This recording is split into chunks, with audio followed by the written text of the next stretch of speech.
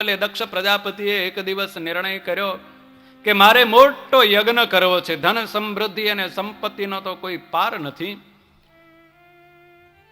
ભાગીરથી ગંગાના કિનારે દક્ષ પ્રજાપતિએ 1 વર્ષ ચાલે એવો મોટો યજ્ઞનો પ્રારંભ કર્યો.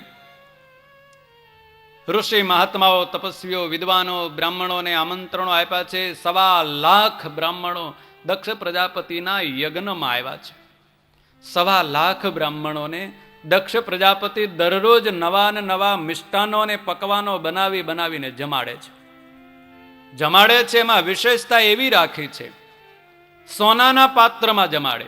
સોનાની થાળી, સોનાનો કટોરો, સુવર્ણનો લોટો અને સોનાના પાત્રોમાં મિષ્ટાનો ને પકવાનો બ્રાહ્મણો જમવા બેઠા હોય, જમી રે એટલે દક્ષ પ્રજાપતિ આવી અને સૌ બ્રાહ્મણોને એના એ સુવર્ણના પાત્રો દાનમાં આપી દે છે કે આ પાત્રો તમને આપ્યા છે ને એ દાનમાં લઈને જાઓ. બ્રાહ્મણો તો હરખભેર દક્ષ પ્રજાપતિનો જય જયકાર કરતા કરતા એ સુવર્ણના પાત્રોને લઈ અને ગંગાજીમાં સાફ કરવા જાય. અને સુવર્ણના જ પાત્રો બધે ખખડે છે. જ્યાં જુઓ ત્યાં સોનાના વાસણો ખખડતા હતા. એટલે ઋષિ મુનિઓ અને તપસ્વીએ ગંગાજીના કિનારાનું નામ પાડી દીધું કનખલ. કનક એટલે સુવર્ણ. જ્યાં સદાયને માટે સતત સુવર્ણનો ખખડાટ થયા કરે છે, અવાજ આવ્યા કરે છે, એવા કનખલ ઘાટ પાસે દક્ષ પ્રજાપતિના યજ્ઞની પૂર્ણાહુતિ થઈ. 1 વર્ષ સુધી દરરોજ 1.25 લાખ બ્રાહ્મણોને સોનાના પાત્રો અને દક્ષિણાઓ અને મિષ્ટાન અને ભોજન જમાડ્યા અને યજ્ઞની પૂર્ણાહુતિ થઈ. પૂર્ણાહુતિમાં સભા ભરાણી. યજ્ઞનો એક એવો વિધિ નિયમ આવે કે યજ્ઞ કરનાર યજમાન આવો યજ્ઞ કરે એટલે જગતના ઋષિ મહાત્માઓ અને તપસ્વીઓ બધાય ભેળા થઈ અને તેનું બહુમાન કરે, એને ધન્યવાદ આપે કે ભાઈ તમે આવો ખર્ચ કર્યો, તમારું ધન વાપર્યું ને બહુ સારું કર્યું. બહુમાન કરવા માટે દક્ષ પ્રજાપતિના બહુમાન માટે વિશાળ સભા ભરાઈને બેઠી. 33 કરોડ દેવતાઓ દક્ષ પ્રજાપતિની એ સન્માન સમારોહની સભામાં આવીને બેઠા છે. સુખદેવજી મહારાજ કહે છે, સ્વયં ત્રિલોકીના અધિપતિ ભગવાન વિષ્ણુ, નારાયણ, બ્રહ્માજી અને શિવજી પણ એ સભામાં આવીને બેઠા હતા. 33 કરોડ દેવતાઓ, ઋષિ મુનિઓ, તપસ્વીઓ, યોગીઓ, વિદ્વાનો એ સન્માન સમારોહનો વિશાળ મંડપ હતો. એ વિશાળ મંડપમાં રાહ જોવે છે ક્યારે દક્ષ પ્રજાપતિ યજ્ઞ કુંડમાં શ્રીફળ હોમી અને આ સભામાં આવે એટલે આપણે તેનું સન્માન કરીએ. વાટ જોતા હતા, પ્રતીક્ષા કરતા હતા. પણ દક્ષ પ્રજાપતિને આવવામાં કંઈક વાર લાગી. બધા રાહ જોઈ રહ્યા છે. પણ ભગવાનનો ભક્ત હોય ને એને નકામો સમય જવા દેવાનું ગમે નહીં. સ્વામિનારાયણ ભગવાને પણ શિક્ષાપત્રીમાં આજ્ઞા કરી કે વ્યર્થ કાલો ન નેતવ્યો ભગવતો ભક્તિ. મારા ભક્તએ નકામો સમય ન જવા, નવરા પડ્યા હોય તો તરત પોતાના ઈષ્ટદેવનું સ્મરણ કરવા માંડવું. આ સભામાં બધા ઋષિ મુનિઓ, દેવતાઓ બેઠા હતા. એમાં ભગવાન શિવ બેઠા હતા. કૈલાસપતિ ભગવાન શિવ, ભગવાન પરમ ભાગવત ભક્ત કહેવાય. એમને એમ થયું કે આવશે દક્ષ તો હમણાં આવશે ને, ત્યાં સુધી નવરો બેઠો છું, લાવ ને ભગવાનની માળા કરી લઉં. એ તો આંખો મીચી અને નારાયણ નારાયણનો જપ કરવા માંડ્યા. અને એ જ વખતે દક્ષ પ્રજાપતિ આવ્યો. સભામાં આવ્યો એટલે જેનું સન્માન કરવાનું છે, જેનું બહુમાન કરવાનું છે, સત્કાર સમારંભની સભા હતી, એ સત્કાર સમારંભ જેનો થવાનો હતો એ આવ્યા. એટલે બધા દેવતાઓ ઊભા થયા, ઋષિમુનિઓ ઊભા થયા, સ્વયં પિતામહ બ્રહ્માજી અને ભગવાન નારાયણ પણ ઊભા થઈ દક્ષ પ્રજાપતિને આવકાર આપ્યો, ઊંચા આસને બેસાડ્યા.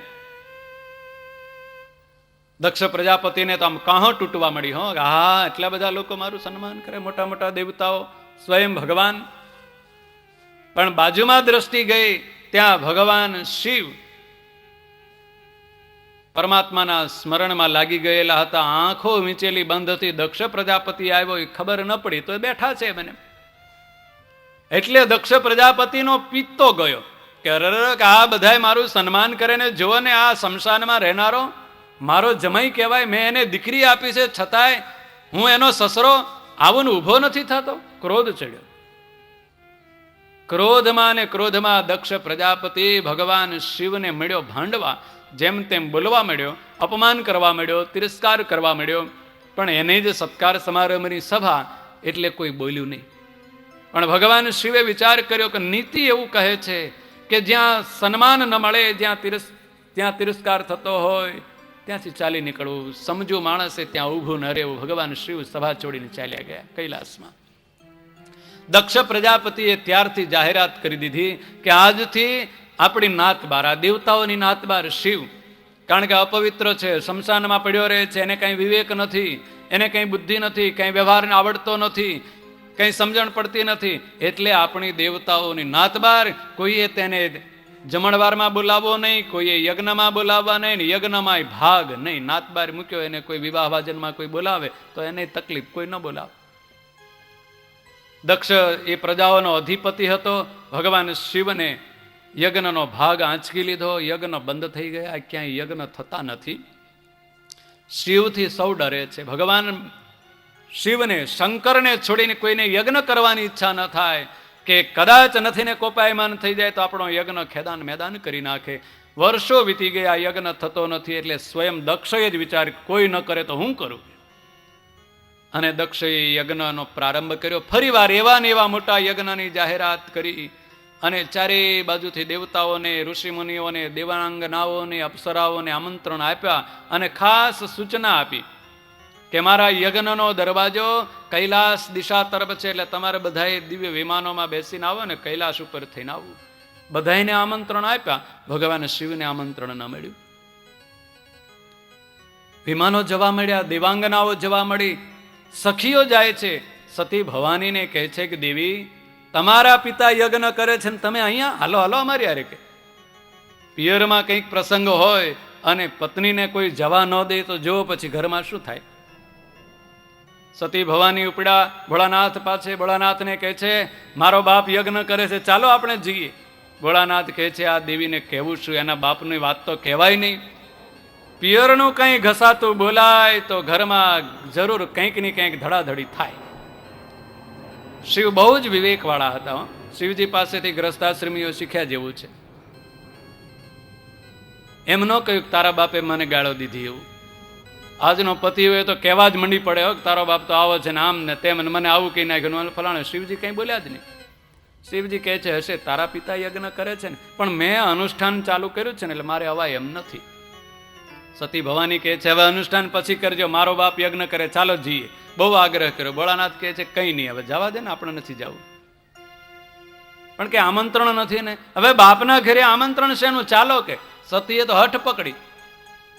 ભોળાનાથ કહે છે દેવી તારે જવું હોય તો તું જા, પણ મારે નથી આવવું, મને રહેવા દે. સતી ભવાની વિચાર કરે કે આ યોગી તો યોગી ને યોગી જ રહ્યા. યોગીની હઠ અને સ્ત્રીની હઠ બેયની હરખી હઠ, એમાં કોણ છોડે. ભવાનીએ વિચાર કર્યો કે બાપના ઘરે જવું છે ને. આ બધી સખીઓ આવી, બહેનપણીઓ ભેળા ભવાની ઉપડ્યા. દક્ષ પ્રજાપતિના પોતાના પિતાના યજ્ઞમાં આવીને જોવે, પણ યજ્ઞમાં કોઈએ સન્માન ન કર્યું, કોઈએ ઉતારો ન આપ્યો, કોઈએ ખાવાનું ન પૂછ્યું. એટલે સતી ભવાનીને એમ થયું કે આમ કેમ, શું છે આ બધી. સતી ભવાની ફરતા ફરતા યજ્ઞ મંડપમાં જ્યાં પોતાનો પિતા દક્ષ બેઠા હતા ત્યાં આવીને ઉભા રહ્યા કે મારો બાપ તો મને કહે છે ને દીકરી આવ. જ્યાં સામે સતી ભવાનીને જોઈ એટલે દક્ષ પ્રજાપતિ બકવાત કરવા માંડ્યો કે જો ને જેના જેવો સંગ હોય એવી થાય. આ મારી દીકરી કેવી ડાય હતી, પણ પેલા સમસાનિયાનો સંગ થયો ને એટલે વિવેક ભૂલી ગઈ. એને કંઈ વિવેક નથી ને કંઈ ખબર પડતી નહીં. વગર આમંત્રણે અહીંયા દોડી આવી. શિવજીની નિંદા થવા મળી, પોતાના પતિની નિંદા થવા મળી. પતિવ્રતા સ્ત્રી, એને એમ થયું કે આ મારો બાપ આજ બદલાઈ ગયો. જેને કોઈ શત્રુ નથી, જગત આખાનું કલ્યાણ કરવાનો સંકલ્પ લેનાર એવા ભગવાન શિવની નિંદા કરનાર, શિવની નિંદા કરનારથી આ શરીર મળ્યું છે ને, તો આ શરીર પણ નથી રાખવું. શિવ નિંદકનું મોઢું ન જોવાય, શિવ નિંદકની સાથે સંબંધ ન રખાય, એમ નક્કી કરી અને સતી ભવાનીએ ત્યાં યજ્ઞ મંડપમાં પોતાના જ શરીરમાંથી ક્રોધાગ્નિને પ્રજ્વલિત કરીને બળીને ભસ્મ થઈ ગયા. નંદિકેશ્વરે જઈ અને ભોળાનાથને સમાચાર આપ્યા. દોડતો દોડતો હાંફતો હાંફતો નંદિકેશ્વર સાથે આવ્યો તો ભોળાનાથની પાસે જઈને ઉભો રહ્યો. ભોળાનાથ કહે છે લા એકલો કેમ, સતી ક્યાં ગયા. નંદિકેશ્વર ગભરાણો ભોળાનાથને કેવું છું એમને એમ કહીશ ને તો મારું આવી બનશે. હો, હારા સમાચાર તો હરખથી અપાય, પણ આવા નાઠા સમાચાર હોય ને બીવું પડે થોડું. નંદિકેશ્વર ગભરાવા માંડ્યો, કેમ કરવું, શું કેવું? ભોળાનાથ કહે છે, બોલ બોલ, છે શું, શું થયું? કે નંદિકેશ્વર ધીમે રહીને કહે છે, ભોળાનાથ બીજું કઈ નથી થયું, તમે રાંડ્યા. કે લે, ભોળાનાથ કહે છે, આ વળી શું રાંડવાનું? કે આ રાંડ્યા શું? કે અરે એ રાંડ્યા એને કહેવાય જેની પત્ની મરી જાય ને એ રાંડ્યા કહેવાય. અને ભોળાનાથ ક્રોધાયમાન થઈ ગયા, મારી સતી મરી? હા, ક્રોધાગ્નિથી મરી ગઈ દક્ષના યજ્ઞમાં. અને ભોળાનાથને ક્રોધ ચડ્યો ને જટા પછાડીને એમાંથી વીરભદ્ર નામનો દૈત્ય ઉત્પન્ન કરી અને હુકમ કર્યો કે જા દક્ષ પ્રજાપતિને, એના યજ્ઞને ને યજ્ઞ કરનારાને બધાને મારી નાખી. પૃથ્વીને ધ્રુજાવતો, ત્રિલોકીને ભયભીત કરતો વીરભદ્ર દક્ષના યજ્ઞમાં આવ્યો. દક્ષને પકડી એનું મસ્તક છેદી નાખીને યજ્ઞમાં હોમી દીધું. ઋત્વિજોને પકડીને યજ્ઞ કુંડમાં નાખી દીધા. આખો યજ્ઞ મંડપ ખેદાન મેદાન કરી નાખ્યો. દેવતાઓ હતા, દક્ષિણા લેવા વાળા હતા, બધાય પલાયને કરી ગયા, ભાગી ગયા, મુઠ્ઠીઓ વાળીને ભાગ્યા. દક્ષ પ્રજાનો અધિપતિ દક્ષ મૃત્યુ પામ્યો. હવે પ્રજાનું શું થાય? પ્રજાનો શાસક કે નિયંતા કોઈ ન રહ્યો. એટલે પિતામહ બ્રહ્માજી, ભગવાન વિષ્ણુ નારાયણ ભેળા થઈને કૈલાસમાં ભગવાન શિવને પ્રાર્થના કરી. શિવ બહુ જ ભોળા સ્વભાવના હોય. ક્રોધ કરે ને કોઈ બે હાથ જોડીને નમસ્કાર કરે ને, કોઈ ખોબો ભરીને પાણી રેડે ને તોય રાજી, કોઈ પાંદડું માથે મૂકે ને તોય રાજી થઈ જાય, આશીર્વાદ આપી દે. માગો એવા આશીર્વાદ મળી જાય. બ્રહ્માજી અને શિવજી અને દેવતાઓ જેની કહેવા મળ્યા કે હશે હવે આ તો દક્ષ કહેવાય, તમારો અપરાધ કર્યો પણ તમે તો દયાળુ છો ને, આ મર્યો બિચારો, હવે એને કંઈક જીવતો કરો. ભોળાનાથ આવ્યા દક્ષના યજ્ઞમાં, ધડ પડ્યું હતું, મસ્તક તો યજ્ઞ મંડપમાં બળીને ભસ્મ થઈ ગયું, હવે પાછું ન આવે. કોકનું લાવો માથું તો જીવતો કરીએ. અને આ મોટામાં મોટી દુનિયાની પહેલામાં પહેલી સર્જરી ભગવાન શિવે કરી. એક બોકડાનું મસ્તક લાવી અને ટ્રાન્સપ્લાન્ટેશન કરી નાખ્યું. દક્ષના માથાની જગ્યાએ બોકડાનું માથું ફિટ કરી અને ભગવાન શિવજીએ કોણ જાણે કેવું ઇન્જેક્શન માર્યું. આજના ડોક્ટરો 70,000 ને લાખના ઇન્જેક્શન મારે, એના કરતાં કદાચ આ મોટું ઇન્જેક્શન મારી દીધું. અને દક્ષ પ્રજાપતિ જેમ નિદ્રામાંથી ઊભો થાય એમ ઊભો થયો. ભગવાન નારાયણ અને બ્રહ્માજી કે પડ શિવના પગમાં, તારો અપરાધ માફ કરી, એણે તને જીવતો કર્યો. અભિમાન ચાલી ગયું, ગર્વ ચાલ્યો ગયો. પણ આવું અભિમાન અને ગર્વ કરે ને એને શાસ્ત્રોએ લખી નાખ્યું કે બીજા જન્મે બોકડાનો અવતાર આવે. કોઈની નિંદા કરે, અભિમાની હોય. દક્ષને બોકડાનું માથું આવ્યું. આજ પણ ક્યાંય દક્ષનું મોઢું જુઓ ને તો બોકડાનું મોઢું હોય. સુખદેવજી મહારાજ રાજા પરીક્ષિતને પરમાત્માના દિવ્ય સંબંધવાળી કથાઓ, પરમાત્માના સંબંધથી દિવ્ય બનેલી કથાઓનું જે શ્રવણ કરે, જે સાંભળે કે જે એનું ગાન કરે, એનો અંતઃકરણ પણ દિવ્ય બની જાય. એના હૃદયમાંથી કામ, ક્રોધ, લોભ, માન, અભિમાન, અહંકાર, આશા, તૃષ્ણા, વેર, ઝેર એ નાશ પામી જાય અને શુદ્ધ અને સાત્વિક અંતઃકરણ થાય. એટલે પરમાત્માની ભક્તિ થાય. રજોગુણ અને તમોગુણ નાશ પામે અને સત્વગુણની વૃદ્ધિ થાય. ત્યારે જ આ જીવાત્માને ભગવાનનું ભજન કરવાની વૃત્તિ ઉત્પન્ન થાય. પરમાત્માના સ્મરણમાં એવો પ્રતાપ છે, એવો પ્રભાવ છે, એવું ઐશ્વર્ય છે કે એને સત્વગુણની વૃદ્ધિ કરાવે. એટલે સંત પુરુષો અને સતશાસ્ત્રો એવું કહે છે કે આ જીવાત્માએ પોતાનું શ્રેય અને જગતનું શ્રેય કરવું હોય, એને ભગવાનનું સ્મરણ કરવું. તો આપણે પણ પરમાત્માના દિવ્ય નામોનું સ્મરણ કરી લઈએ તો આપણા હૃદયમાં સત્વગુણ વ્યાપી જાય, રજોગુણ અને તમોગુણનો નાશ પામી જાય.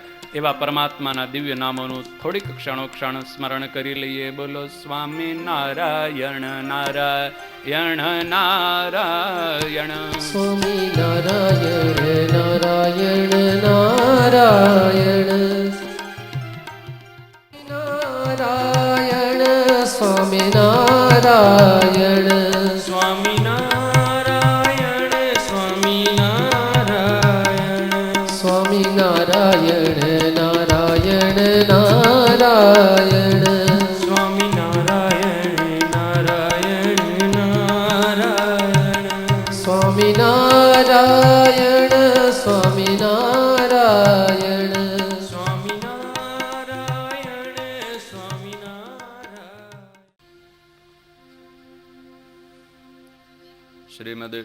ભાગવત મહાપુરાણ ભગવાનના સંબંધવાળી અનેક કથાઓ કહી પરમાત્માના અવતાર ચરિત્રો કહીને શુકદેવજી મહારાજ રાજા પરીક્ષિતની બુદ્ધિને પરમાત્માના સ્વરૂપમાં સ્થિર કરે છે. ભગવાનના લીલા ચરિત્રો સાંભળે, પરમાત્માનું મહાત્મ્ય સાંભળે એટલે પરમેશ્વર પરમાત્મા ભગવાન પુરુષોત્તમ નારાયણના સ્વરૂપમાં પરીક્ષિતની વૃત્તિ જો સ્થિર થાય તો એના ઉપરથી મૃત્યુનો ભય ચાલ્યો જાય. તક્ષક દંશ દેશે અને મૃત્યુ થશે એ ભયથી અનશન વ્રત ધારણ કરી અને પરીક્ષિત બેઠો છે. અન્ન અને જળનો ત્યાગ કરીને બેઠેલા પરીક્ષિતને પરમાત્માના સ્વરૂપમાં જોડવા માટે સુખદેવજી મહારાજ પરમાત્માનું મહાત્મ્ય કહે છે, દિવ્ય ચરિત્રો કહે છે. સૃષ્ટિનો ક્રમ, જગતની ઉત્પત્તિનો ક્રમ અને કેવા મોટા મોટા રાજા મહારાજાઓએ ભગવાનની ભક્તિ, આરાધના, ઉપાસનાને ભક્તિ કરી છે. કેટલી બધી સમૃદ્ધિ હોય, સંપત્તિ હોય અને સમૃદ્ધિવાન, સંપત્તિવાન, સુખ અને વૈભવનો ત્યાગ કરી અને ભગવાનની આરાધનાને ભક્તિમાં જોડાયેલા એવા પરમ ભાગવત ભક્તો અને એ ભાગવત ભક્તોના વંશમાં સ્વયં પરમાત્માએ મનુષ્ય શરીર ધારણ કર્યું હોય, પરમાત્મા પ્રગટ થયા હોય એની કથા સુખદેવજી મહારાજ રાજા પરીક્ષિતને સંભળાવે છે.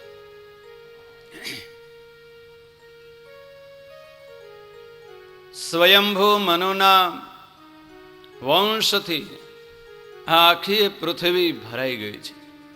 સ્વયંભૂ મનુના વંશમાં પરમાત્માએ પણ મનુષ્ય શરીર ધારણ કર્યું છે અને એ સ્વયંભૂ મનુના વંશનો વિસ્તાર સુખદેવજી મહારાજ કહે છે. સ્વયંભૂ મનુને 3 દીકરીઓ હતી અને 2 દીકરાઓ હતા. દીકરીઓના વંશની વાત કહી, હવે દીકરાઓના વંશની વાત કહે છે. સ્વયંભૂ મનુને સૌથી મોટા પુત્ર હતા, એનું નામ હતું પ્રિયવ્રત. આ પ્રિયવ્રત રાજાને પરમાત્મામાં, ભગવાનમાં એટલો બધો સ્નેહ હતો, સંસારમાં ક્યાંય આસક્તિ ન હતી, રાજ્ય સુખ જોતું ન હતું, ધન સંપત્તિ કે વૈભવની ઈચ્છા ન હતી. માતા પિતાની રજા લઈને પ્રિયવ્રત રાજા વનમાં તપ કરવા ચાલ્યા ગયા છે. મારે નથી જોતું રાજ્ય, નથી જોતી સંપત્તિ, નથી જોતા વૈભવ. એટલે સ્વયંભૂ મનુએ પોતાની ગાદી આપી છે નાના પુત્ર ઉત્તાનપાદને.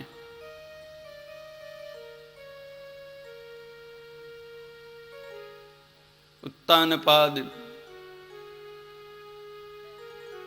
પિતાની આપેલી સંપત્તિ, રાજ્ય, વૈભવ અને સમગ્ર પૃથ્વીનું રાજ્ય એનું શાસન કરે છે.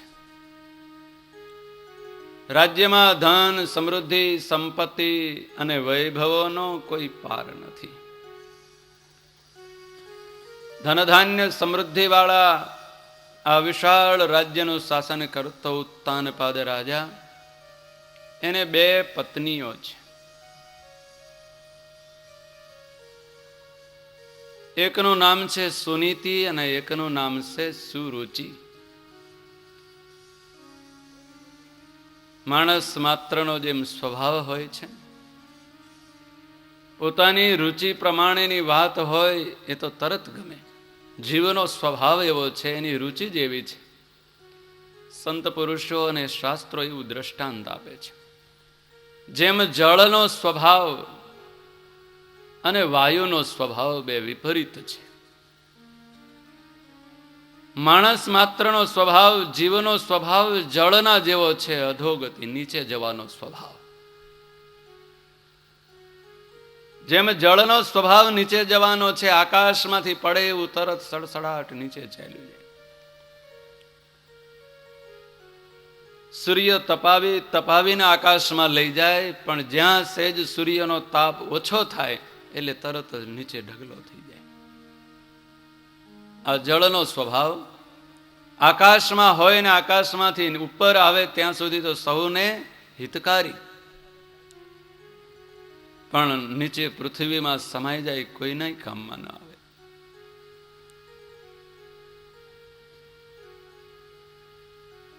જીવનો સ્વભાવ પણ એવો છે, અધોગતિ તરફ પડવાનું હોય એવો માર્ગ હોય એ સહેજે સહેજે ચાલે. વ્યસન કોઈને શીખવાડવા ન જવું પડે. બીડી પીવરાવાના ક્લાસ ચાલે છે ક્યાંય કાઠિયાવાડમાં? કોઈને શીખવાડવું પડે છે? છોડાવવા માટે તો અમારા જેવા કેટલાય મથી પડ્યા, પણ તોય છૂટતી નથી.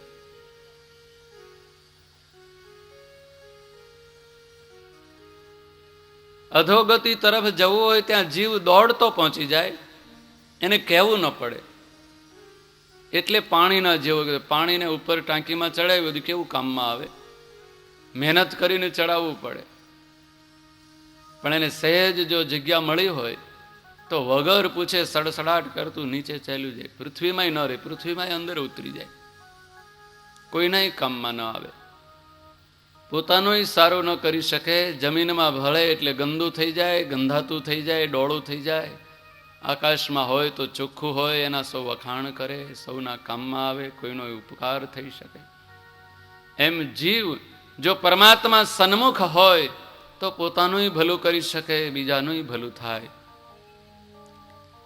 પરમાત્માથી વિમુખ થાય એટલે પોતાનું અધઃપતન થાય અને બીજાનું અધઃપતન. મનની રુચિ પ્રમાણે જીવ વર્તન કરવા મળે, એનું નામ છે સુરુચિ. શાસ્ત્રની આજ્ઞા પ્રમાણે સંત પુરુષો અને સત્પુરુષો કહે એવું જેનું આચરણ હોય એનું નામ છે સુનીતિ. આ કોઈને ગમતી નથી. નીતિ કોઈને ગમે નહીં. વાતો બધાય કરે, દુનિયા આખી વાતો કરે. ગામના ચોરે બેઠા હોય, ટોળામાં બેઠા હોય ને બધા તરત એમ જ કહે, આપણે તો ભાઈ સત્ય સિવાય કંઈ ગમે જ નહીં ને, આપણે સાચું બોલનારા. જેવો તેવી વાત આપણને ગમે જ નહીં, આમ વાત કરે. અનીતિ તો ગમે જ નહીં, અધર્મની વાત જ આપણે તો બહુ સારો ધર્મ, આમ તેમ બીજી વાત કરે. બહુ સરસ વાત કરી અને નીતિ અને સત્યની સૌ વાત કરે, પણ સત્યનું આચરણ કરવાની વાત આવે, નીતિનું પાલન કરવાની વાત આવે તો સૌ એવું જ માની લે કે હું કહું છું એ જ સાચું, હું આચરણ કરું છું, હું કરું છું એ જ નીતિ છે. દુનિયા આખી કહે અને કરે એ ખોટું.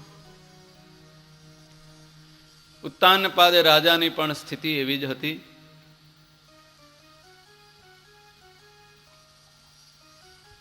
સુરુચિ રાણીના કહેવાથી સુરુચિ રાણીમાં આસક્ત બનેલો, વિષય ભોગમાં આસક્ત બનેલો ઉત્તાનપાદ રાજા, જે ચારિત્ર્યવાન શીલવાન એવી સુનીતિ રાણી હતી, એનો ત્યાગ કરી દીધો, રાજમહેલની બહાર મોકલી દીધી. સે નગરના રાજાની રાણી પણ રાજમહેલની બહાર સાધારણ માણસોના ભેળી એક નાનકડું એવું મકાન બનાવી, ઝૂંપડા જેવા મકાનમાં આ નગરના રાજાની રાણી રહે છે. ઉત્તાનપાદ રાજાને સુખ, સમૃદ્ધિ, સંપત્તિ અને વૈભવનો રાજમહેલમાં કોઈ પાર નથી. એ સુખ ભોગવે છે, વૈભવો ભોગવે છે. સુનીતિ પતિવ્રતા પરાયણ થઈ પતિનું ભલું કેમ થાય, પતિનો હિત ઈચ્છતી, પતિની જેવી મરજી, પતિની જેવી આજ્ઞા, પતિ જેમ ખુશ રહે એવું જ આચરણ કરવાની વૃત્તિવાળી સુનીતિ નગરની બહાર રહે છે. નીતિ હંમેશા જીવ માત્રનું હિત જ કરે. સત્ય હોય ને એમાં જ જીવનું હિત હોય. પણ પોતાનું જ હિત આ જીવને ગમતું નથી. સ્વાર્થમય વૃત્તિ થઈ ગઈ હોય, ટૂંકી બુદ્ધિ હોય, એટલે તરત સામે દેખાતો હોય એવો લાભ લઈ લેવા માટે, સામે દેખાતા એવા વિષય ભોગોને ભોગવી લેવા માટે આ જગતનો જીવ સત્યને છોડી દે, નીતિને છોડી દે, અસત્યનું આચરણ કરે, અનીતિનું આચરણ કરે, અધર્મનું આચરણ કરે, લોક લજ્જા અને મર્યાદાનો પણ ત્યાગ કરે. એવો જ ઉત્તાનપાદ રાજાને પણ એ જ સ્થિતિ હતી. એકલા ઉત્તાનપાદની નહીં પણ આ જીવ માત્રની પરિસ્થિતિ એવી છે. સુનીતિને ત્યાં એક બાળક હતો, સુરુચિને બાળક હતો. બે રાજાના રાજકુમારો એક રાજમહેલમાં છે અને એક વસ્તીમાં છે. પણ વસ્તીમાં હતો એને સંસ્કાર મળ્યા હતા અને રાજમહેલમાં હતો એને સુખ અને વૈભવો મળ્યા હતા. કેવલ સુખ ભોગવતો હતો, વૈભવો ભોગવતો હતો, સાધનોની કોઈ કમી ન હતી. સુનીતિએ પોતાના બાળકને એવા સુંદર સંસ્કાર આપ્યા હતા, એવી શિખામણ આપી હતી. વિવેક અને વિનય શીખવાડ્યો હતો. વિવેક અને વિનયથી માણસ જેવો શોભે એવા કોઈ પદાર્થથી શોભતો નથી. ધનવાન હોય, સંપત્તિવાન હોય, સુવર્ણના અને હીરા મોતી જડેલા આભૂષણો પહેર્યા હોય, પણ જો એનામાં વિવેક ન હોય, બોલવાનો, ચાલવાનો, હાલવાનો, બેસવાનો કોઈ વિવેક ન હોય, તો એ આભૂષણો એના શરીર ઉપર શોભતા નથી. ધન સંપત્તિ કે વૈભવ પણ શોભતો નથી. જેનામાં વિવેક હોય એ જગતમાં સૌને પ્રિય લાગે છે. વિનમ્રતા અને વિવેક અને વિનય એ એવા સદગુણો છે. નાના એવા બાળકથી લઈને 95 વર્ષના વૃદ્ધ સુધીને શોભાવી દે. નહીં તે વૃદ્ધાવસ્થા થાય ને વિવેક ન હોય, વિનય ન હોય. 4 દીકરા હોય, દીકરાની પત્નીઓ પુત્રવધુઓ હોય, ઘરમાં બેઠો બેઠો ડોહો બધાની ટીકા ને નિંદા જ કર્યા કરતો હોય. એટલે છોકરાઓને પુત્રવધુઓને એમ જ થાય કે આ ટરસો ક્યારે અહીંથી ટળે. જીવનનો વિવેક ન હોય એટલે એટલું ન સમજે કે આ મારા ઉત્તરાર્ધમાં મારે શું કરવું જોઈએ. ભગવાનના મંદિરમાં જઈ અને માળા ફેરવવાના બદલે ઘરના આંગણે બેઠો બેઠો દુનિયા આખીની પંચાયત કર્યા કરે. જે આવે એની આગળ વાત જ એમ કરે, ફલાણો પાડોશી છે ને, અમારો સગો છે ને, એ તો ઠીક બરોબર, પણ એના ઘરમાં નવું માણસ આવ્યું છે ને એમને કંઈ ઠેકાણું નથી. એ જાય તો બીજો આવે તો બીજાની વાત. ભગવાનનું નામ મુખમાંથી નીકળે નહીં અને દુનિયા આખીની પંચાયત કરવાનું બંધ થાય નહીં. આ જીવનો આવો સ્વભાવ પડી ગયો છે. એને એમ કહેવામાં આવે કે તું આ નવરો બેઠો છે, ખાલી બેઠો બેઠો લોકોની પંચાયત કરે છે, એના બદલે ભગવાનની 2 માળા તો ફેરવ. પણ આ જીવ એ માનવા તૈયાર, હા ફેરવશું કે.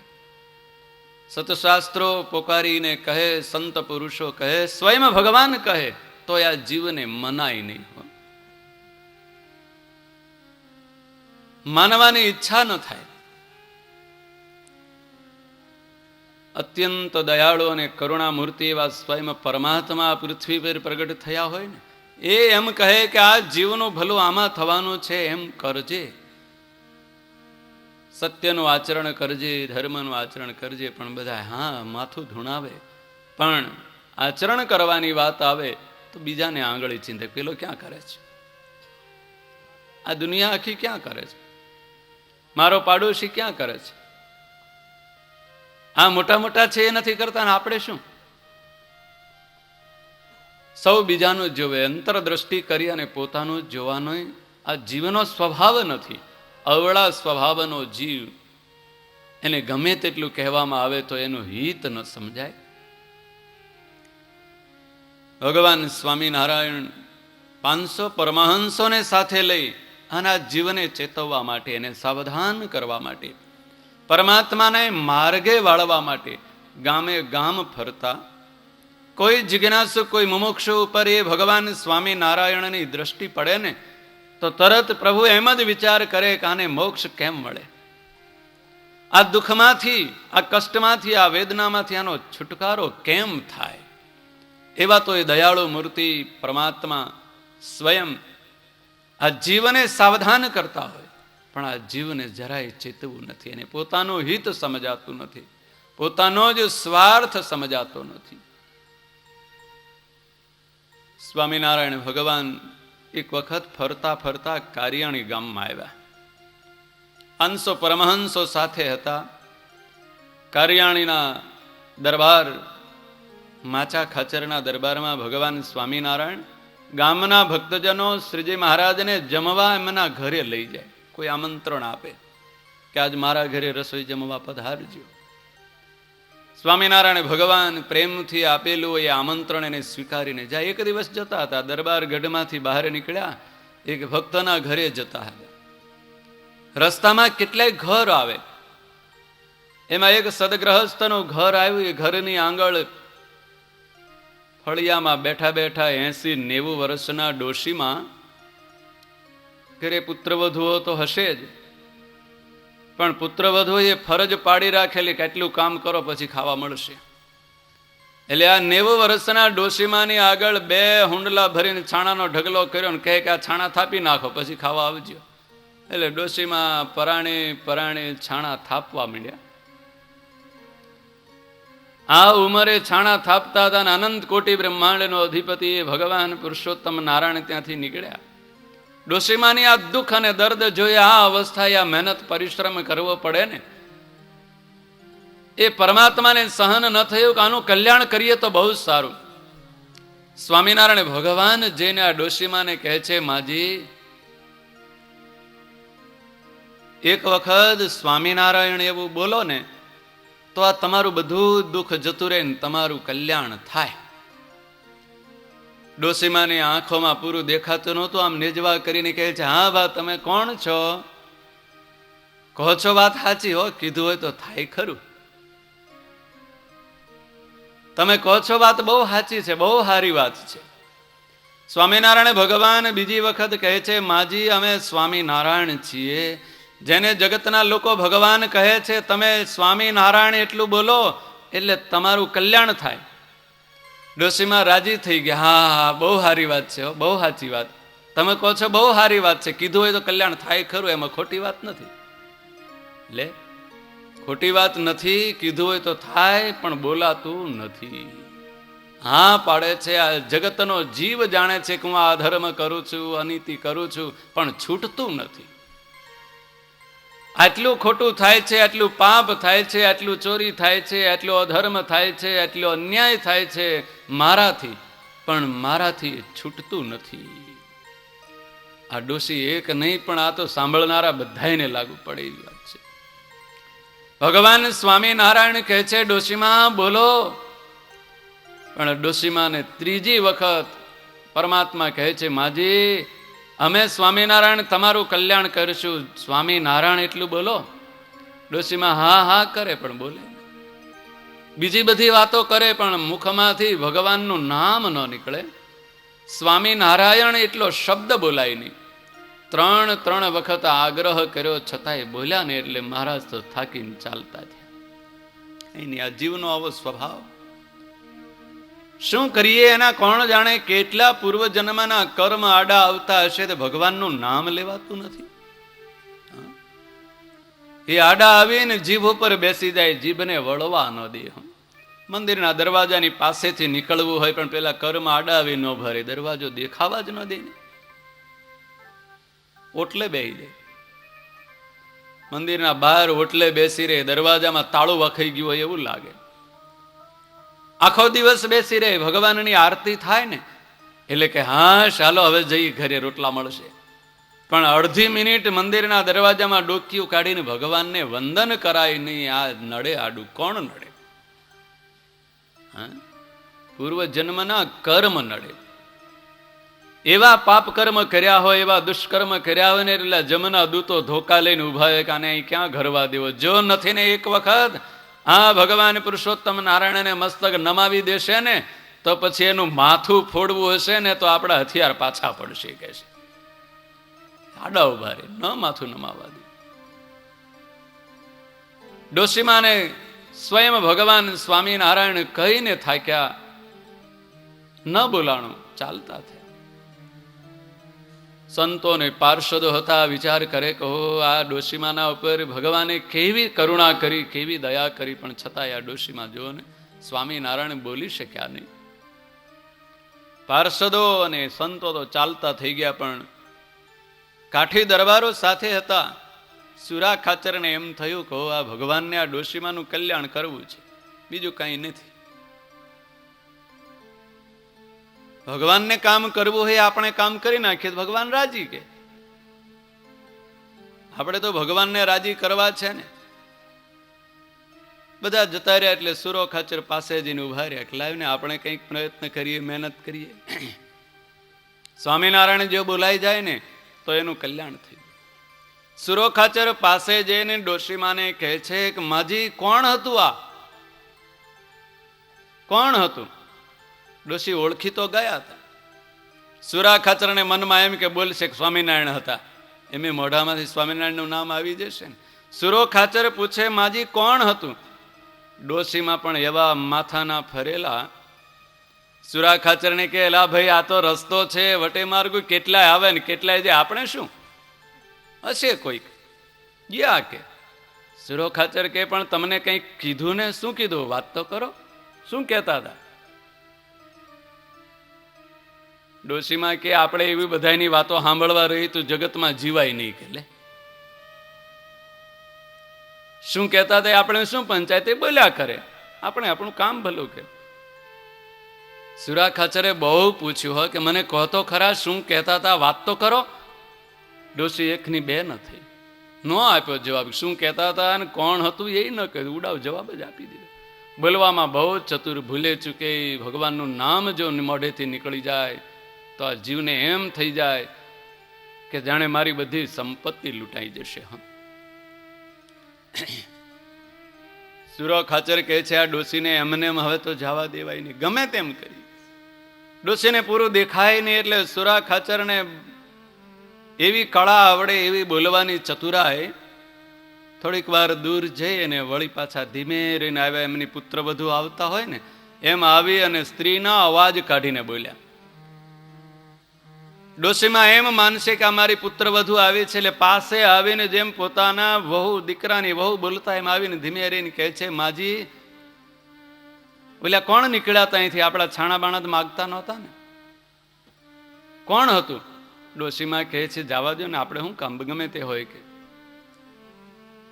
ન બોલ્યા. સુરા ખાચર કહે છે હવે આને કેમ કરવું? ધીમે રહીને સુરા ખાચર ફરી વાર વળી પાછા આંટો મારીને આવીને અવાજ બદલીને કહે છે કે ડોશી હું સુરો ખાચર, ઓળખ્યો? કે પેલા લૂંટારો લૂંટ કરતો તો એ જ ને કે. હા પણ કે હું સ્વામિનારાયણનો ભગત થયો, તમને પેલા સ્વામિનારાયણ કહેતા હતા, શું કહેતા હતા વાત કરો? સ્વામિનારાયણ બોલો કે.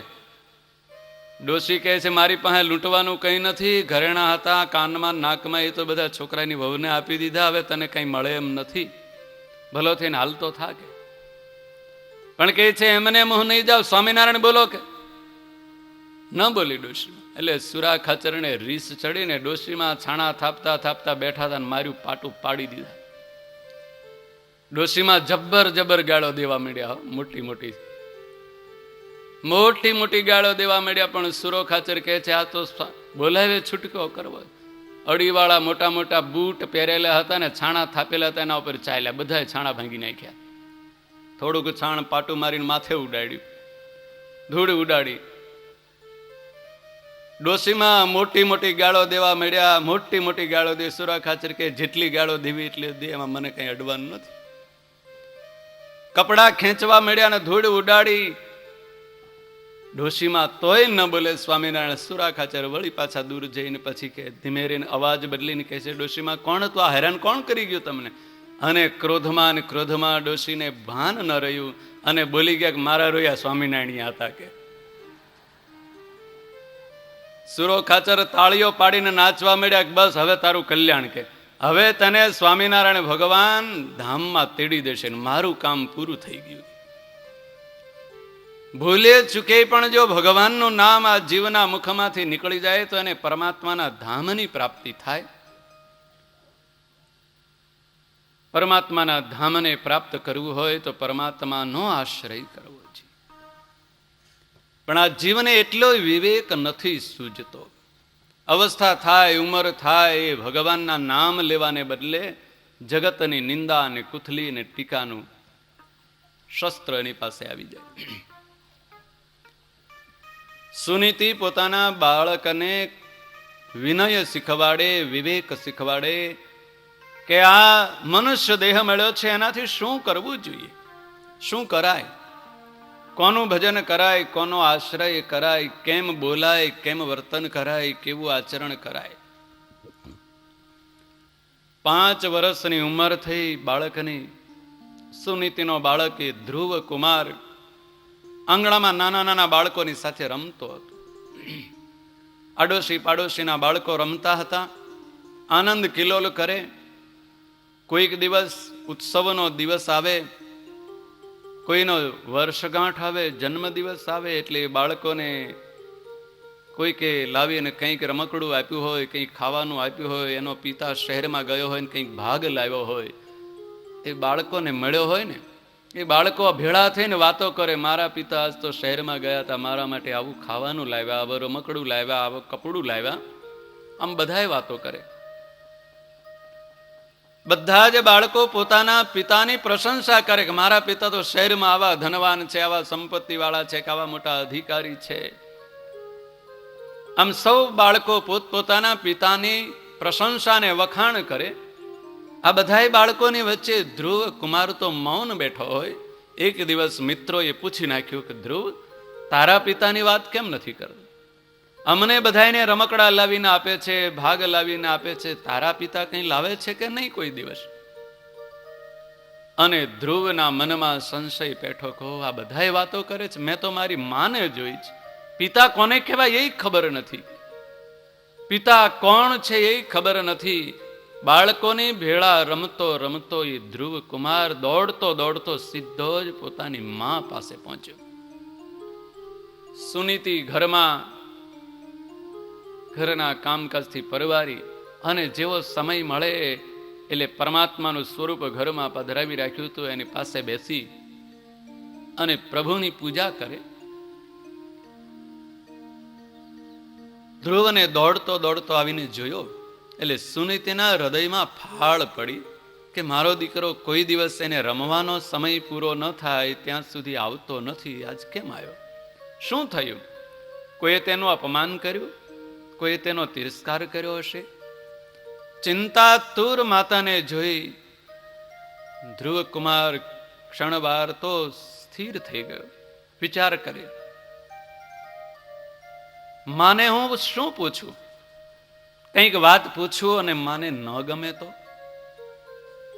એટલો બધો હૃદયમાં વિવેક છે વિનય વાળો ધ્રુવ એમ વિચાર કરે છે કે હું માની આગળ કંઈક વાત કરું ને માને દુઃખ થશે તો? સુનીતિ પૂછે, બેટા કેમ દોડતો આવ્યો? ધ્રુવ કહે છે, માં કંઈ નહીં, રમવા ગયો તો ને, રમતા રમતા રમત પૂરી થઈ એટલે ઘરે આવી ગયો. સુનીતિને વિચાર થયો કે બાળકને કંઈક કહેવું છે પણ બોલતો નથી. પ્રેમથી મસ્તક ઉપર હાથ મૂકીને પડખે બેસાડીને કહે છે, બેટા શું વાત છે, કહેતો ખરો. આજ તું રમવા ગયો તો, કોણ કોણ રમતા હતા સાથે, શું રમત રમતા હતા, શું વાતો કરતા હતા, એ તો કે.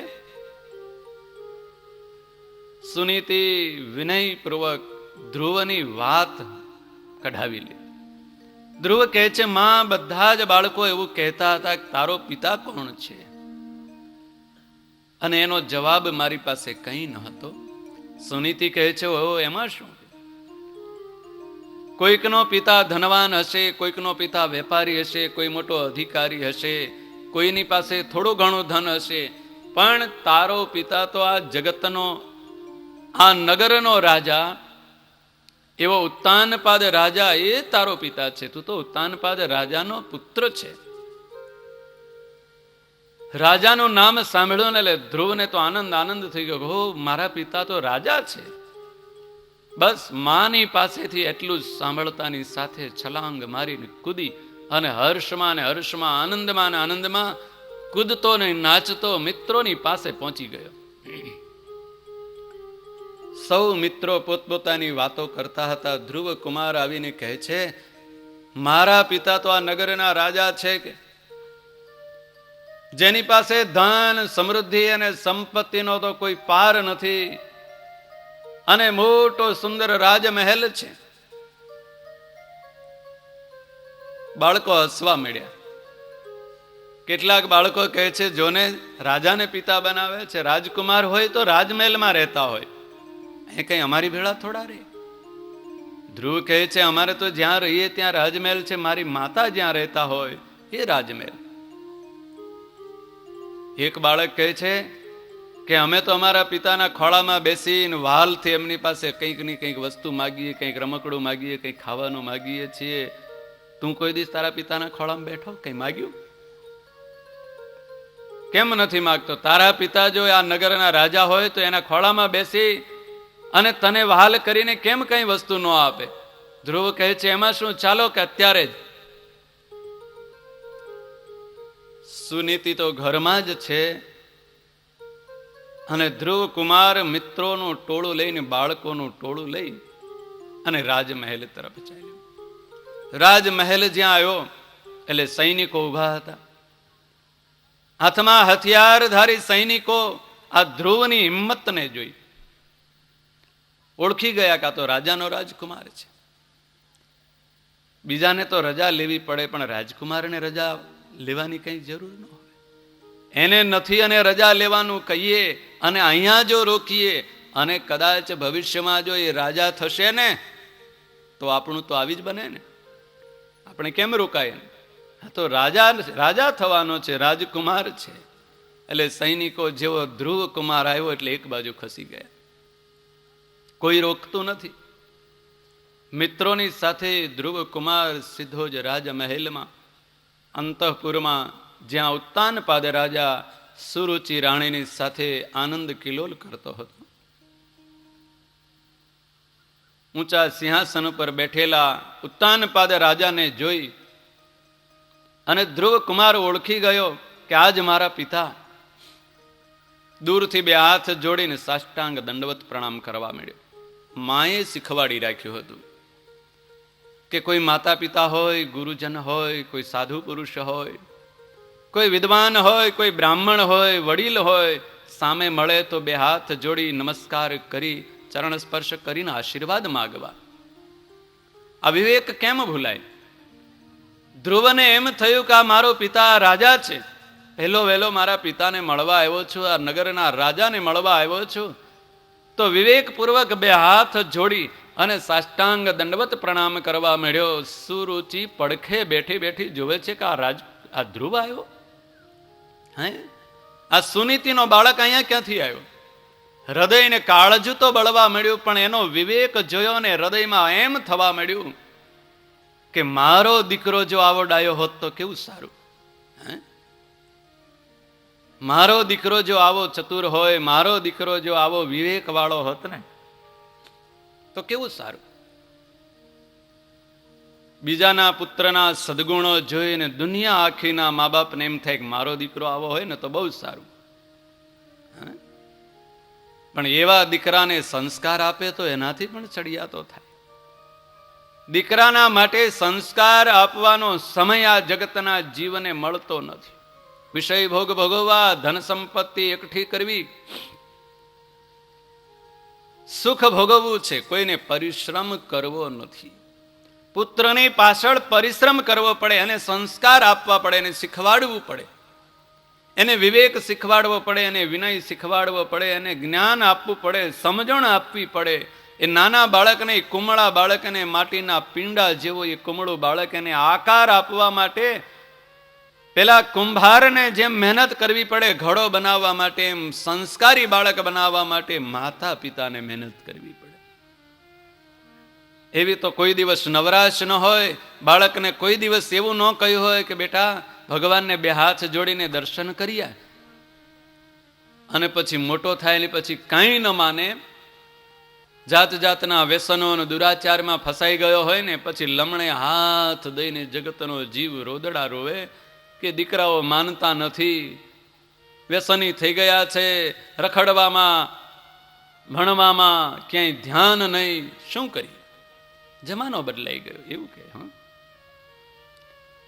જમાનાનો વાંક કાઢે, જમાનાનો દોષ કાઢે, સમયનો દોષ કાઢે, દીકરાઓનો દોષ કાઢે, પણ તમે શું કર્યું એ અંતરદ્રષ્ટિ કરીને જુઓ કે દીકરાને સારા સંસ્કાર આપવા માટે 24 કલાકમાંથી એકાદ કલાકે કાઢ્યો, સારી વાત એને કહી, સારા સંસ્કારની સારા શિક્ષણની વાત કહી, કઈ શિખામણની વાત કહી? એ તો આવે જ નહીં. પણ મોહાંધ બનેલા આ જગતનો જીવ પુત્રમાં આસક્તિ વાળો હોય એટલે પુત્ર પાડોશીના છોકરાની સાથે તોફાન કરીને આવે ને તો એનો બરડો થાબડે. કોઈ દિવસ એમ ન કહે કે આવું તોફાન ન કરાય. કોઈકની ચોરી કરીને આવે ને તોય રાજી થઈ જાય કે બહુ સારું કર્યું, મારે તને લાવી નહીં દેવી પડે પેન કે ચોપડી, બહુ સારું કર્યું, આમ જ કરાય. પછી ઘરમાંથી એ ચોરી કરીને જુગારમાં દારૂમાં વાપરવા મળે ને પછી લમણે હાથ દઈને માથું કૂટે. પણ જે સંસ્કાર પડવાના હતા ત્યારે જો સંસ્કાર ન આપ્યા હોય એવા મા બાપને દુઃખ અને કષ્ટ જ પડે. સુનીતિ સાવધાન હતા, શીખવાડતા, એને ચિંતા હતી કે મારા પુત્રનું જીવન એવું બનવું જોઈએ, મારા પુત્રના સંસ્કાર એવા આવવા જોઈએ. પોતાનો સ્વાર્થ ન હતો. જગતના જીવને તો સ્વાર્થ હોય કે એનું જે થવું હોય તે થાય. આપણને પૈસા કમાઈને આપે ને બસ, આપણને ગાડીમાં ફેરવે ને બંગલો હોય ને બંગલામાં રહેવા મળે ને ખાવા પીવાનું મળે એટલે પછી ભલે ને એ પાપ કરી આવે, ખાડામાં પડે, નરકમાં પડે, એની આપણે શું ચિંતા?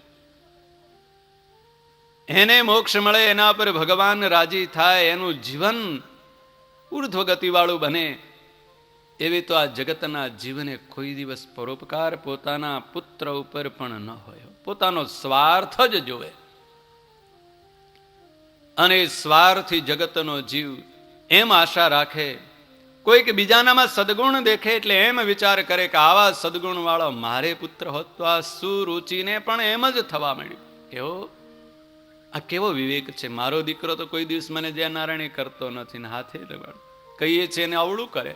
અને આ કેવો બે હાથ જોડી વિવેકપૂર્વક સાષ્ટાંગ દંડવત પ્રણામ કરે છે. બે હાથ જોડીને દંડવત પ્રણામ કરી અને ધ્રુવ કુમાર ઉત્તાનપાદ રાજાની પાસે જઈને કહે છે કે હે પિતાજી, હું આપને મળવા આવ્યો છું, દર્શન કરવા આવ્યો છું, મારે તો તમારા ખોળામાં બેસવું છે. જ્યાં નજીક આવ્યો ને ઉત્તાનપાદ રાજાનું હૈયું પણ આમ તલપાપડ થઈ ગયું. ક્યારે મારા પુત્રને, આવા વિવેકવાળા પુત્રને તેડી લો, છાતી સરસો ચાપી દઉં, ખોળામાં બેસાડી દઉં, હૃદયના ઉમળકાનો ભાવ અને વહાલ અને વાત્સલ્યના મસ્તક ઉપર ઢોળી દઉં, આવું ઉમળકો આવ્યો છે. પણ પડખે બેઠેલી સુનીતિ સુરુચિ વિચાર કરે છે કે જો આ અહીંયા રહી જશે ને તો મારા પુત્રનું રાજ્ય ચાલ્યું જશે, મારા પુત્રને રાજ્ય સિંહાસન નહીં મળે, આ તો મારી શોકનો દીકરો છે. અને સ્ત્રીમાં આસક્ત, વિષયમાં આસક્ત એવો ઉત્તાનપાદે રાજા સુરુચિના સામુ જ્યાં દ્રષ્ટિ કરીને સુરુચિએ તરત જ રાજાને રોકી દીધો અને ધ્રુવ કુમારનું બાવડું પકડીને કહે છે કે અરે ધ્રુવ, તું એવા સ્વપ્નાય ન જોઈશ. આ રાજાના ખોળામાં બેસવું હોય તો તારે ભગવાનને પ્રાર્થના કરવી પડે, મારા પેટેથી તારો જન્મ થાય ને તો આ રાજાના ખોળામાં બેસવા મળે, નહીં તો ન મળે, ચાલ્યો જા અહીંથી. ક્ષત્રિય કુમાર હતો, એનામાં શુરવીરતા પણ હતી, એવો નમાલો ન હતો. હૃદયમાં બરોબરની ચોટ લાગી ગઈ, અપમાન થયું. અપમાનનો કડવો ઘૂંટડો પી અને ધ્રુવ કુમાર પાછો વળી ગયો. માની પાસે જઈ આકુળ વ્યાકુળ થયેલો રુદન કરતો ધ્રુવ કહેવા માંડ્યો કે માં આજ તો હું રાજમહેલમાં મારા પિતાની પાસે ગયો હતો. સુનીતિ વિચાર કરે છે, કાંઈ અજુગતું તો નથી બની ગયું. બાળકને પાસે બેસાડી માથે હાથ મૂકીને વાલથી કહે છે, બેટા તારા પિતાને તે વંદન કર્યું હતું, પ્રણામ કર્યા હતા? ધ્રુવ કહે છે, હા માં, પિતાને તો મેં પ્રણામ કર્યા, વંદન કર્યા અને પિતાના આશીર્વાદ લેવા ગયો ને ત્યાં કોણ જાણે એક ડાકણ જેવી સ્ત્રી બેઠી હતી બાજુમાં. કે ધ્રુવ જ્યાં આટલા જ શબ્દો બોલવા જાય ત્યાં સુનીતિ મુખ પર આડો હાથ દઈને કહે છે, બેટા એવું ન બોલાય. એ કોઈ પારકી સ્ત્રી ન હતી, એ તો તારા પિતાની પત્ની એટલે તારી અપર માતા છે. માના માટે એવા શબ્દો ન બોલાય. શું કહ્યું તારી માએ? કે માં હંમેશા બાળકનું હિત જ કહે. આ સનાતન નિયમ છે. પણ એને સમજતા આવડે તો. સુનીતિ કહે છે, બેટા તારી માએ તને શું કહ્યું? ધ્રુવ રડતા રડતા કહે છે, મારા પિતાના ખોળામાં મને બેસવા ન દીધો અને એવું કહ્યું, આ તારા બાપના ખોળામાં બેસવું હોય તો મારા પેટે જન્મ લેવો પડે, મારા પેટે જન્મ લેવા ભગવાનને પ્રાર્થના કરી. સુનીતિ કહે છે, બેટા તારી માએ તો બહુ સાચી વાત કહી છે હો. એટલી સુંદર અને સત્ય વાત કહી છે કે આ જગતનો જીવ પરમાત્માને પ્રાર્થના કરે ને તો જ એનું જગતમાં માન અને સન્માન થાય. ભગવાનને પ્રાર્થના કરે ને જેના ઉપર ભગવાન રાજી થાય એના ઉપર જગત આખું રાજી થાય. જેના ઉપર ભગવાન નારાજ થાય એના ઉપર આખું બ્રહ્માંડ રાજી થાય ને તોય એને સુખ ન મળે. અને જેના ઉપર પરમાત્માનો રાજીપો વરસ્યો હોય એ દુનિયા આખી ઊંચી થઈને નીચે પછડાય, પણ જેના પર ભગવાન રાજી એનો વાળ વાંકો જગતને કોઈ તાકાત ન કરી શકે. સુનીતિ કહે છે, બેટા તારી માએ તો બહુ સારી વાત કરી. આ જગતનો જીવ જે પરમાત્માના શરણે જાય છે, પરમાત્માની પ્રાર્થના કરે છે ને એના યશ, એની કીર્તિ, એનું પરાક્રમ, એનું સુખ, એની સમૃદ્ધિ, એના વૈભવનો કોઈ પાર નથી રહેતો. અને એ પરમાત્માનું ભજન ધ્રુવ કહે છે, માં તો મારે પણ એ ભગવાનની પ્રાર્થના કરવી છે, મારે ભજન કરવું છે. ક્યાં કરાય, કેવી રીતે કરાય? સુનીતિ કહે છે, બેટા ઋષિ મુનિઓ તો વનમાં જઈને તપ કરતા, આરાધના કરતા, મોટા મોટા તપસ્વીઓ અન્ન જળનો ત્યાગ કરી અને એ પરમાત્માનું ભજન કરે. ધ્રુવ કહે છે, માં મારે જવું છે. 5 વર્ષનો બાળક હઠ લઈને બેઠો, માં મને તું રજા આપ, મારે વનમાં જવું છે, તપ કરવું છે. જો એવા એ પરમાત્મા દયાળુ હોય તો એ પરમાત્માને મારે રાજી કરી દેવા છે. બસ બીજી હૃદયમાં કોઈ ખેવના નથી, ભગવાનને રાજી કરવા છે. ધ્રુવ માને કહેવા મળ્યો. સુનીતિ વિચાર કરે છે કે આ મારો પુત્ર, એના હૃદયમાં જો કંઈક વૈરની ભાવના હશે, કંઈક કોઈકના પ્રત્યે દ્વેષાત્મક બુદ્ધિ હશે તો એના પર ભગવાન રાજી નહીં થાય.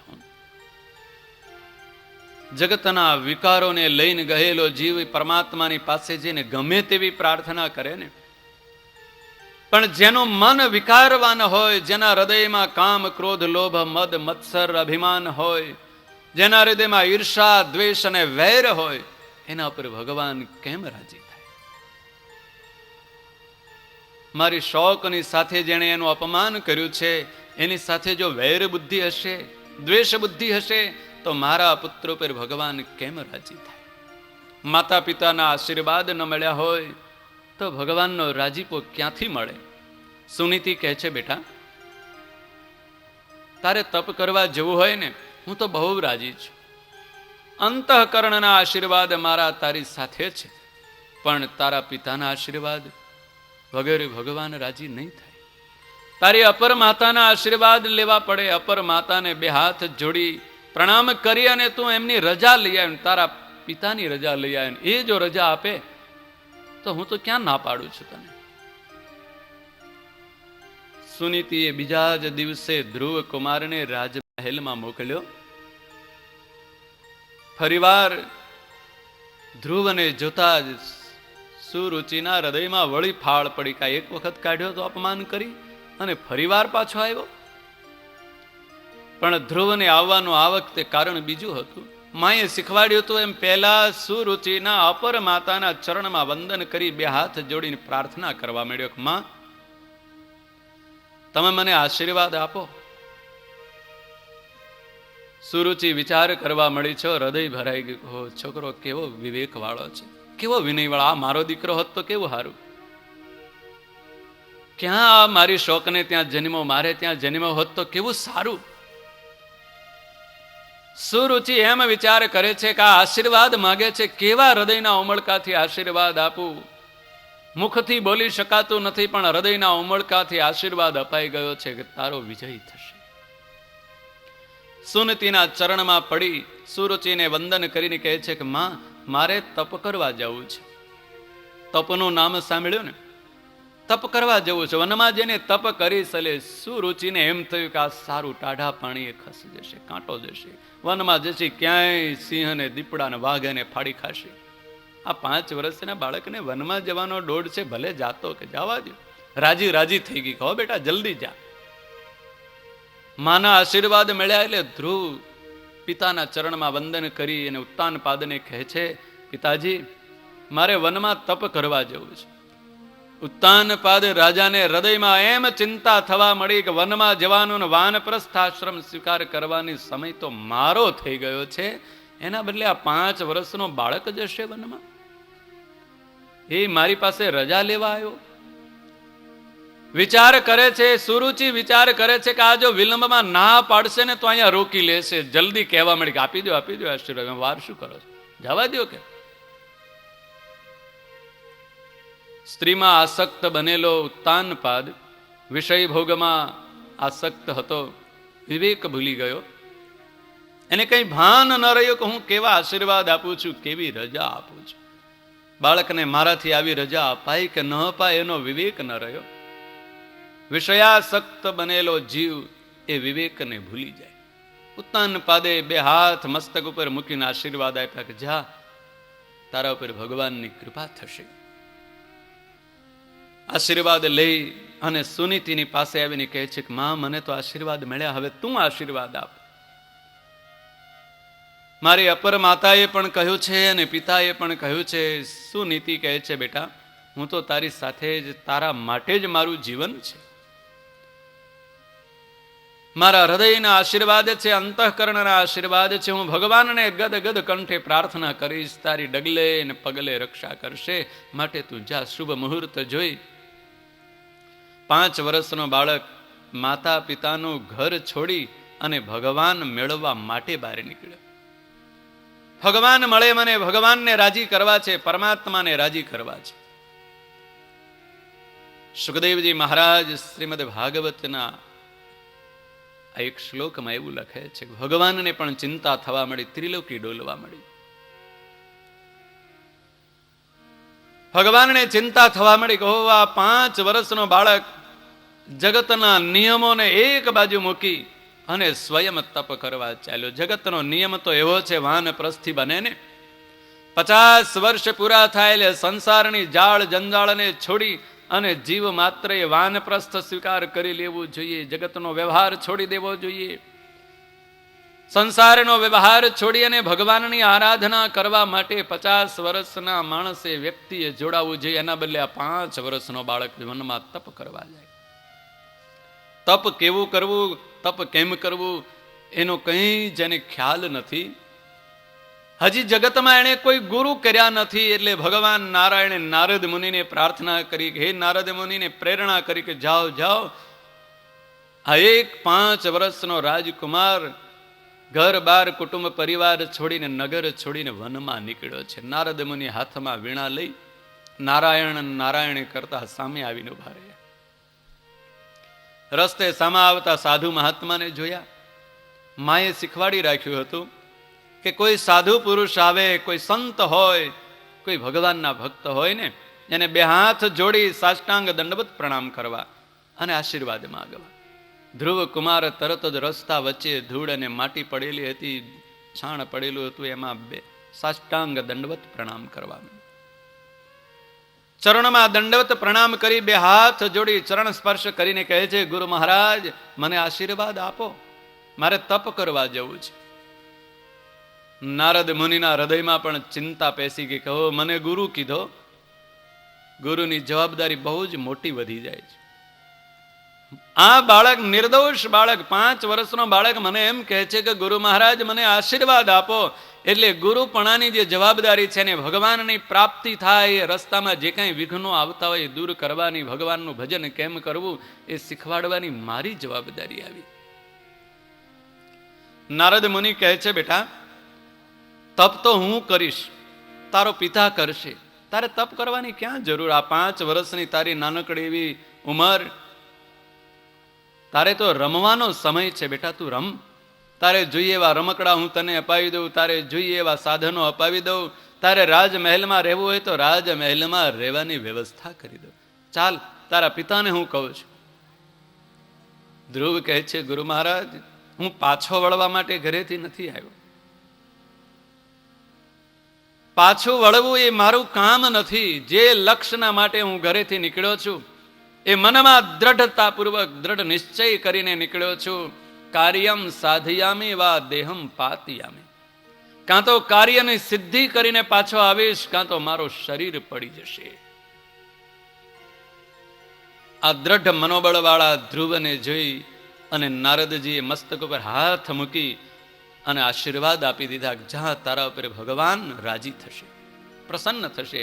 તું તપ કરીશ, કેવું કરીશ? અષ્ટાક્ષર મહામંત્રનો અને દ્વાદશાક્ષર મહામંત્રનો ઉપદેશ નારદ મુનિએ આપ્યો. ગુરુના આશીર્વાદ મળે એટલે ભગવાનની પ્રસન્નતા થાય. જગતમાં જેને સુખ જોતું હોય, સમૃદ્ધિ જોતી હોય, સંપત્તિ જોતી હોય, શાસ્ત્રો એવું કહે છે, ધન સંપત્તિ ને પૈસો જોતો હોય, લક્ષ્મી જોતી હોય, એને માના આશીર્વાદ મળે ને એને ત્યાં પૈસાનો કોઈ તૂટો ન હોય. માના આશીર્વાદ મળ્યા હોય એનાથી ધન સંપત્તિ મળે, લક્ષ્મીની પ્રાપ્તિ થાય. અને બાપના આશીર્વાદ મળ્યા હોય ને એને યશ અને કીર્તિની પ્રાપ્તિ થાય. ગુરુના આશીર્વાદ મળ્યા હોય એને ભગવાનનો ભેટો થાય. જગતના જીવને આ 3 મહાપુરુષોના 3 વ્યક્તિઓના આશીર્વાદ લીધા સિવાય મોક્ષની પણ પ્રાપ્તિ થતી નથી. જેણે આ પંચભૂતનો દેહ આપ્યો છે એવા માતા પિતાના આશીર્વાદ મળ્યા હોય. શાસ્ત્રો એવું કહે છે કે માના આશીર્વાદ મળ્યા હોય ને એને ત્યાં સંપત્તિ ખૂબ જ હોય. જેને રૂપિયાની જરૂર હોય એને માની સેવા કરવી, માના આશીર્વાદ મળવા, એને ત્યાં પૈસાનો ઢગલો થાય. યશ અને કીર્તિ જોતી હોય ને એને બાપની સેવા કરવી. કેટલાકની પ્રકૃતિ થોડીક એવી હોય કે માની સેવા કરી હોય અને બાપની તો અવગણના કરી હોય. એને ત્યાં પૈસો ખૂબ હોય, ગામમાં આબરૂ જરાય ન હોય. હવે એને મોટી મોટી તોડીને ચોપડાવતા હોય કે આ તો લોભીઓ છે ને, આ તો આવો છે ને તેવો છે ને, પૈસો ખૂબ ભેળો કર્યો. કેટલાકને બાપના આશીર્વાદ મળ્યા હોય, માની સેવા ન થઈ શકી હોય કે ન કરી હોય તો ગામ આખામાં એનું નામ હોય પણ ઘરમાં હણમાન હળિયું કાઢતા હોય, કંઈ ન હોય. ફલાણો ભાઈ તો બહુ જ સારો. ગામમાં આબરૂ હોય, સમાજમાં આબરૂ હોય પણ ધન સંપત્તિ ન હોય. આપના આશીર્વાદ મળ્યા છે એટલે યશ અને કીર્તિ મળ્યા, પણ માના આશીર્વાદ નથી મળ્યા એટલે સંપત્તિ ન મળી. માના આશીર્વાદ મળ્યા હોય તો સંપત્તિ ખૂબ આવે, પણ બાપના આશીર્વાદ ન મળ્યા હોય એટલે આબરૂ અને કીર્તિ ક્યાંય ન હોય. અને ગુરુના આશીર્વાદ ન મળ્યા હોય, જગતમાં ચારે બાજુ દોડા દોડ ભટકા ભટક કરતો હોય. મા બાપના આશીર્વાદ મળ્યા હોય, ધન સંપત્તિ, જગતમાં યશ અને કીર્તિ ખૂબ હોય, પણ ગુરુ ન મળ્યા હોય, ગુરુના આશીર્વાદ ન મળ્યા હોય એટલે ભગવાનના મંદિરમાં જઈને 2 હાથ જોડીને પ્રણામ કરતાય ન આવડે, ભગવાનને વંદન કરતા ન આવડે. સંતો એવું કહે, કેટલાક તો ભગવાનના મંદિરમાં આવે ને, ભગવાનને પગે કેમ લાગવું એ ન આવડે, એમ કોહેની જેમ ઉભા રહે આવીને. ખેડૂત ખેતરમાં કોહે ખોડી હોય ને એ કોઈ બાજુ ન નમે. ગમે તેવું વંટોળ આવે ને ગમે તેવો પવન આવે, એવી સીધી સટાક ઉભી રહે, એવાઓ સીધો સટાક આવીને ઉભો રહે. અનંત કોટી બ્રહ્માંડનો અધિપતિ સ્વયં પરમાત્મા સામે બિરાજમાન હોય અને હાથ જોડતા ન આવડે તો સાષ્ટાંગ દંડવત પ્રણામ કરતા તો ક્યાંથી આવડે? ભગવાનને દંડવત કેમ કરવા, પ્રણામ કેમ કરવું, પગે કેમ લાગવું, એ પણ ન આવડે. દુનિયા આખીમાં ડાપણ કરતો હોય, જગત આખામાં મોટો થઈને ફરતો હોય, પણ પોતાના આત્માનું શ્રેય આ કરનાર એવા પરમાત્માને વંદન કરતા ન આવડે. એ વિવેક ન શીખ્યો હોય, ગુરુની પાસે ન ગયો હોય, ગુરુના આશીર્વાદ ન મળ્યા હોય, એ ધન, સમૃદ્ધિ, સંપત્તિ, યશ અને કીર્તિ મેળવે પણ અંતે એને મોક્ષની પ્રાપ્તિ તો દુર્લભ થઈ જાય. ધ્રુવને બધું જ મળ્યું. માતા પિતાના આશીર્વાદ મળ્યા, ગુરુ નારદ મુનિના આશીર્વાદ મળ્યા, દ્વાદશાક્ષર મહામંત્ર અને અષ્ટાક્ષર મહામંત્રનો ઉપદેશ નારદ મુનિએ આપ્યો, અને ધ્રુવ વનમાં ચાલતો.